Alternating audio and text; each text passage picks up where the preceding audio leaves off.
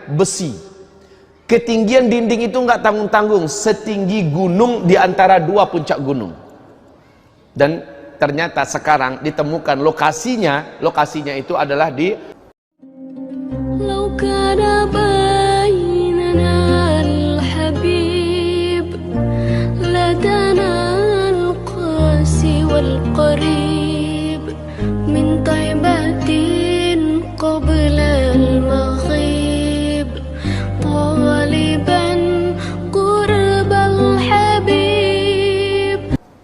Sekarang kita baca Al-Quran bahwa hakikat Ya'juj dan Ma'juj ini benar-benar ada. Bagaimana Allah menceritakan mereka, kita perhatikan dan kita simak. A'udzu billahi minasyaitonir rajim.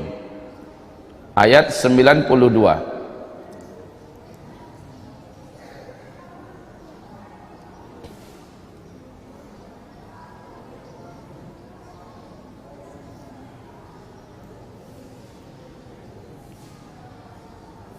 Sebenarnya kisah mereka itu dimulai dari ayat 90 ya, kisah mereka yakni tentang Zulkarnain. Tapi penekanan kita ambil dari ayat 92. A'udzu billahi minasyaitonir rajim. Bismillahirrahmanirrahim. Hatta idza balagha bainas saddain wajada min dunihima qauma la yakaduna yafqahuna qawla. Baca artinya. Siapa yang membacakan artinya? Kemudian dia menempuh suatu jalan yang lain lagi. Dia ini adalah Zulkarnain, sang panglima tempur, raja penakluk yang tak terkalahkan, penguasa timur dan barat yang disebut dengan Zulkarnain. Allah menyebut namanya Zulkarnain. Zulkarnain ini adalah gelar, bukan nama aslinya. Terus hingga ketika dia sampai di antara dua gunung, didapatinya di belakang dua gunung itu suatu kaum yang hampir tidak memahami pembicaraan. Maksudnya kaum ini betul-betul nggak ngerti bahasa orang lain selain bahasa mereka. Dan kaum ini dalam sejarah adalah kaum yang benar-benar pribumi, pedalaman, bahkan mereka tidak punya pakaian. Mereka tidak punya baju, mereka tidak punya celana, dan mereka hidup super primitif. Mereka tidak bergaul dengan manusia yang hidup pada zaman mereka, kecuali hanya mereka saja. Oleh karena itu mereka tidak ngerti bahasa yang lain. Zulkarnain sampai ke sana. Pada intinya ada satu dua di antara mereka yang dapat diajak berkomunikasi. Keluhan mereka, jadi bukan yang ini yang Ya'juj Ma'juj, bukan. Tapi mereka adalah yang mengeluh dari karena seringnya Ya'juj Ma'juj atau kabilah Ya'juj dan Ma'juj menyerang mereka. Lalu mereka minta kepada Zulkarnain, jadikan kami dengan mereka itu ada pembatas yang menjadikan mereka nggak bisa menyerang kami.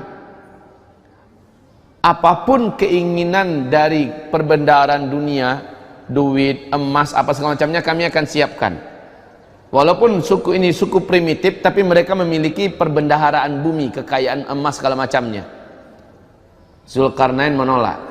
Yang Allah berikan kepada saya lebih baik dengan apa yang ada di tangan kalian. Persis seperti penolakan Sulaiman, Nabiullah Sulaiman alaihissalam ketika diiming-imingi oleh Ratu Balqis. Yang ada di saya lebih baik dari apa yang ada di kalian. Kalau kalian seperti ini caranya, awas, saya akan kirimkan pasukan yang awal barisan terdepan pasukan itu udah nyampe di kerajaan kalian, akhirnya masih di sini saking banyaknya pasukan Sulaiman alaihissalam. Siapa yang nggak mencret orang dengarkan ancaman macam ini? Zulkarnain juga punya kemampuan dan kekuatan tempur yang seperti ini, sehingga Zulkarnain dengan gagah mengatakan, sorry, tidak tertarik dengan tawaran kalian, tapi karena bangsa atau kabilah Ya'juj Ma'juj itu betul-betul real, memang terkenal kebiadaban dan kebrutalan buasnya mereka, siap, kami akan bantu kalian. Syaratnya kalian bantu kami, kumpulkan semua besi yang ada di bumi ini yang bisa kalian kumpulkan, kumpulkan semuanya. Kemudian Zulkarnain mulai membuat cetakan untuk di mana dia akan ngecor dengan besi. Subhanallah. Orang ngecor dengan semen, ini ngecor dengan besi, nggak tanggung-tanggung antara dua gunung. Gunung ini sama tingginya, jadi dari puncak gunung ini ke puncak gunung ini, di sini dibuat cetakan, di sana nanti akan dicor dari atas. Apa teknologi yang digunakan Zulkarnain? Makanya jangan dikatakan teknologi kita ini udah puncak, Pak. Zaman dulu teknologinya Allah menyebutkan dalam Al-Quran yang belum pernah kemampuan mereka sampai oleh kamu sampai hari kiamat. Coba saja lihat, Sulaiman alaihissalam bisa membuat pelataran yang sangat luas seperti kolam, Pak. Seperti kolam yang di bawahnya memang ada air dan ada ikan. Sementara Ratu Bilqis ketika akan disuruh berjalan di atas pelataran itu, dia menyingsingkan betisnya karena dia sangka ada air. Dengan teknologi apa Sulaiman bisa buat macam itu? Seperti kaca. Jangan katakan bahwa kita sudah ada di puncak teknologi sekarang. Allah telah pernah menaikkan manusia di puncak teknologi, Allah hancurkan. Allah naikkan ke puncak teknologi, Allah hancurkan. Dan Allah berkata teknologi yang ada pada mereka lebih baik daripada yang ada pada kita. Baik, kita kembali lanjutkan terjemahan ayat. Mereka berkata, wahai Zulkarnain, sungguh Ya'juj dan Ma'juj itu makhluk yang berbuat kerusakan di bumi. Nah, kenapa Ya'juj dan Ma'juj ini sekali lagi nggak peduli? Ketemu binatang, binatang mereka tangkap dan binatang itu mereka jadikan makanan mereka. Ketemu manusia, mau kecil, mau tua, wanita, laki-laki, pasti mereka cincang, mereka bantai. Kalau bapak-bapak tahu tipe apa jenis manusia ini, maaf-maaf, lihat dalam film-film Mongol. Lihat dalam film-film kaum Tartar dulu, kaum barbar. Bagaimana kejahatan dan brutalnya mereka. Dilihat dalam halusinasi, dalam ilustrasi film yang dibuat itu, kekejaman bangsa yang seperti ini, Pak, memang sungguh luar biasa. Kepala dipenggal lalu diletakkan di atas ujung tombak, lalu dipancangkan, digantungkan kepala di mana-mana. Manusia disalib, kemudian diseret di atas salib, dipanggang hidup-hidup, ini biasa. Dan kejahatan Ya'juj dan Ma'juj ini terkenal, saking terkenalnya sampai-sampai tidak ada satupun manusia yang sanggup melawan dan mengalahkan mereka saat itu. Dan ternyata ketika mereka lepas, Allah juga menyebutkan tidak ada satupun kekuatan di bumi yang sanggup menghadapi Ya'juj dan Ma'juj. Bahkan kekasih Allah Isa alaihissalam sekalipun tidak berkutik di hadapan Ya'juj dan Ma'juj. Al-Mahdi dengan bala tentaranya tidak sanggup berhadapan dengan Ya'juj dan Ma'juj. Hebat Ya'juj Ma'juj ini. Lanjut. Maka bolehkah kami membayarmu imbalan agar kau membuatkan dinding menghalang antara kami dan mereka? Ya Zulkarnain berkata, apa yang telah dianugerahkan Tuhan kepadaku lebih baik daripada imbalanmu. Maka bantulah aku dengan kekuatan agar aku dapat membuatkan dinding menghalang antara kamu dan mereka. Berilah aku potongan-potongan besi, hingga ketika potongan besi itu telah terpasang sama rata dengan kedua puncak gunung itu, dia Zulkarnain berkata, tiuplah api itu. Ketika besi itu nyalakan api, setelah besi ditemukan, dikumpulkan sebanyak-banyak yang bisa dikumpulkan, lalu cetakannya mulai disiapkan. Wallahi, saya sampai sekarang belum mampu membayangkan seperti apa Zulkarnain bekerja dengan bala tentaranya dan sekaligus dibantu oleh penduduk-penduduk lokal yang berbumi yang ada. Luar biasa, Pak. Dibuat cetakan yang akan menjadi dinding yang dicor nanti dengan besi. Ketinggian dinding itu nggak tanggung-tanggung, setinggi gunung di antara dua puncak gunung. Dan ternyata sekarang ditemukan lokasinya itu adalah di antara Azerbaijan dengan Armenia. Penduduk setempat ketika Ibnu Battutah melakukan perjalanan ke sana selama beberapa bulan, ditemukan lokasinya. Penduduk sekitar mengatakan, kami tidak mampu mendekati tempat itu. Kenapa? Setiap kali kami berusaha mendekati tempat itu, seluruh bulu roma kami berdiri. Kadang-kadang, kata penduduk tempatan, kami melihat ada manusia-manusia kecil sampai di atas, di bagian yang paling rata itu, Pak, ada sampai orang-orang kecil. Orang-orang kecilnya orang KTKT itu orang Asia lah, yang pendek-pendek dibandingkan orang Eropa, orang Barat tinggi-tinggi. kecil-kecil muncul ke atas. Setiap kali mereka sampai ke atas, kami melihat ada angin kencang menghantam, lalu mereka terjatuh kembali ke dalam. Setiap kali ada yang sampai ke atas, ada angin yang menghantam mereka, kembali terjatuh ke dalam. Ini kata penduduk setempat. Kemudian Ibnu Battutah memberanikan diri dengan orang-orang yang dibawanya, ekspedisi yang dibawanya, beranikan diri mendekat, didamping oleh beberapa penduduk yang pemberani. Lalu mereka dan mampu mendengarkan dari balik tembok besi itu ada suara yang riuh di dalam, suara ribut macam kerja keras, tang teng tong, papu, bekerja dengan suara-suara yang banyak. Subhanallah, uniknya tempat ini tidak mampu disenter oleh satelit yang ada. Inilah bentuk bungkus gaib yang Allah jadikan. Fisiknya ada, kekuatan gaibnya juga ada. Kekuatan ini tidak mampu ditembus oleh satelit dan teknologi manusia. Persis dengan segitiga Bermuda. Ada dengar segitiga Bermuda? Ada dengar? Segitiga Bermuda real, Pak. Tidak ada satupun pesawat yang lewat di atasnya melainkan hilang. Tidak ada satupun kapal yang melintas di atas area segitiga Bermuda hilang. Inilah tempat yang paling misterius di muka bumi dan paling menakutkan. Sementara Rasulullah sallallahu alaihi wasallam bersabda, iblis itu istananya ada di tengah laut. Iblis itu istananya ada di tengah laut. Pusat kekuasaan dan kerajaan iblis adanya di tengah laut. Nah, segitiga Bermuda adalah salah satu di antara lambang yang dipakai oleh kelompok Illuminati hari ini juga sebagai lambang Dajjal. Coba lihat dalam uang dolar, pasti ada segitiga Bermuda dan ada mata satu. Itu adalah lambang Dajjal. Bagaimana Allah menggaibkan itu dengan izinnya, sehingga tidak ada satupun kekuatan teknologi yang mampu menyingkap peristiwa itu sampai hari ini. Tidak ada. Siapa yang masuk ke dalam informasi yang dapat mereka katakan, kami ada di satu daerah yang sangat tandus, sangat gersang, sangat rata. Kami tidak tahu kami sekarang di mana. Itulah kata-kata terakhir dari para pilot-pilot pesawat, dari awak-awak kapal yang lewat dan masuk di situ. Baru-baru ini, Pak, baru-baru ini saat keluar satu kapal yang pernah dulu hilang. Kapal ini baru saja keluar ditemukan tanpa ada manusia. Tetapi catatan terakhir dari buku diari yang ada di dalam menunjukkan perjalanan terakhir orang yang ada di dalamnya.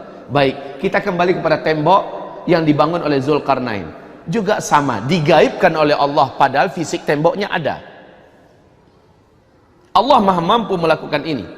Bapak mendengarkan firman Allah dalam surah Ar-Rahman, marajal bahraini yaltaqiyan bainahuma barzakh, di antara keduanya ada barzakh. Apa arti barzakh? Dinding gaib atau tembok gaib. Subhanallah, Pak. Ada laut, airnya kelihatan nyatu, tapi kadar garam yang di sini dibandingkan kadar garam di sini berbeda. Ikan yang di sini, Pak, kalau udah nyampe kemari, dia akan balik lagi. Seolah ada dinding kaca yang membatasi. Subhanallah. Jadi ikan sini rasanya beda dengan ikan sini rasanya beda. Kadar keasinan masing-masing ini beda. Subhanallah, marajal bahraini yaltaqiyan. Dindingnya nggak nampak, nggak kelihatan. Barzakh itu adalah dinding gaib yang sangat kuat, tidak bisa ditembus. Tapi kapal yang jalan di atasnya bisa jalan. Subhanallah kaum muslimin. Bagi Allah itu seluruhnya cetek. Tahu cetek? Kecil, gampang, ringan bagi Allah Subhanahu wa taala. Taib. Jadi Zulkarnain diberi ilham oleh Allah bagaimana cara membuat antara dua puncak gunung. Subhanallah. Kaum muslimin, ini gunung.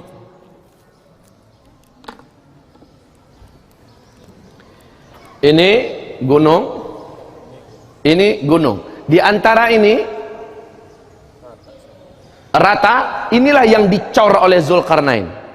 Subhanallah kaum muslimin. Sekali lagi Ibnu Battutah telah sampai kemari.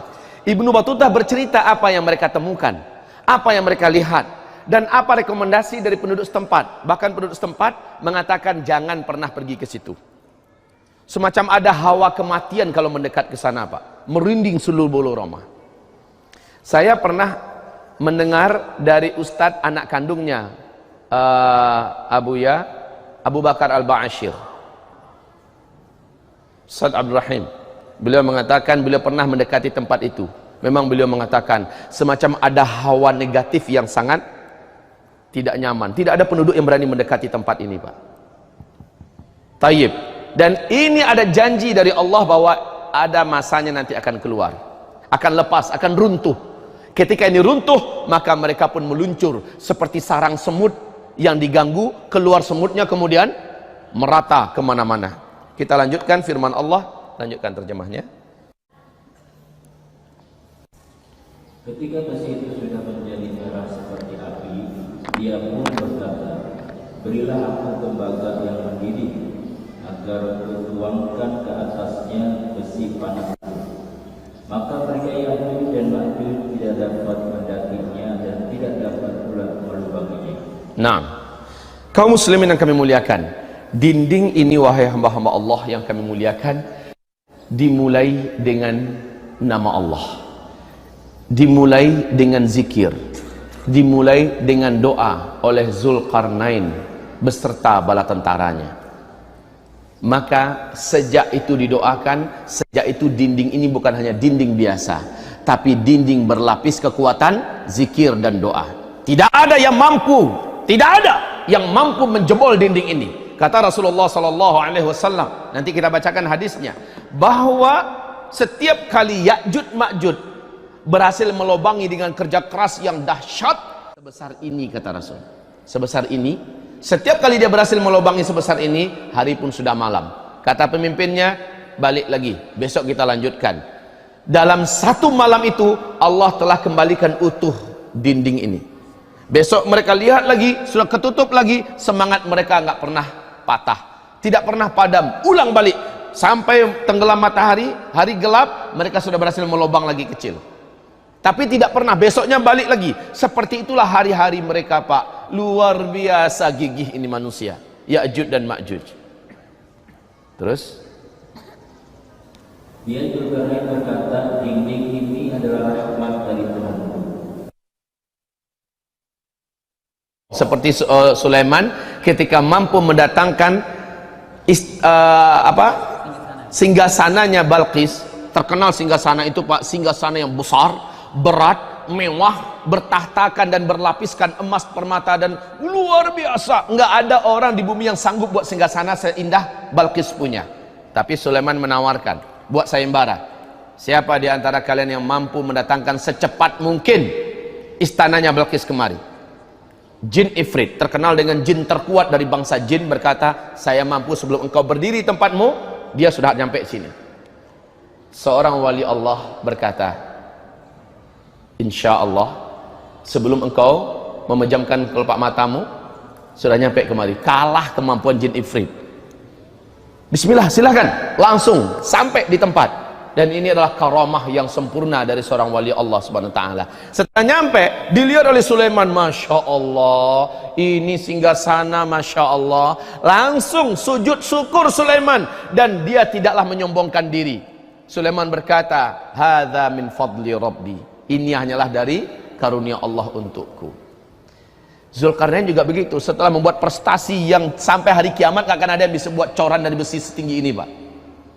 Coran dari besi setinggi ini, tantang Amerika, sanggup nggak? Kumpulkan semua negara besar di dunia, buat dari satu gunung ke gunung, dibuat coran besi, sanggup nggak? Berapa biaya yang harus dihabiskan itu? Dan Zulkarnain telah melakukannya. Makanya beliau mengatakan, hadza, ini adalah rahmat dari Rabbku. Dia tidak sombong. Sesuatu yang dibangun di atas kerendahan hati, ketawaduan, maka dia akan dilanggengkan oleh Allah subhanahu wa ta'ala. Bandingkan dengan sesuatu yang dibangun di atas kesombongan dan keangkuhan, Allah akan hancurkan dia dengan sangat cepat.